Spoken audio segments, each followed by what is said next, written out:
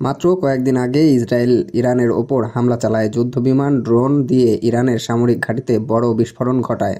ইরানও চুপ করে বসে থাকেনি। পাল্টা হামলায় তারা 150টারও বেশি মিসাইল আর শত শত ড্রোন ছুড়েছে ইসরায়েলের দিকে।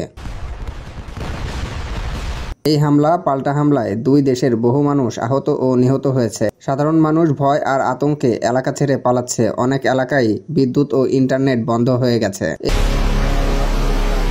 এই যুদ্ধ নিয়ে এখন সারা বিশ্ব চিন্তিত। আমেরিকা, চীন, রাশিয়া সবাই চাইছে যুদ্ধ থেমে যাক, কিন্তু ইসরায়েল বলছে তারা পিছু হাঁটবে না। ইরানও বলছে এবারের যুদ্ধ হবে শেষ পর্যন্ত। যারা বিদেশে আছেন, বিশেষ করে ইরান বা ইসরায়েলে, তাদের নিরাপদে থাকার জন্য বলা হচ্ছে সব সময় খবরে চোখ রাখুন আর যে কোনো বিপদের খবর আগে থেকেই জেনে সতর্ক থাকুন।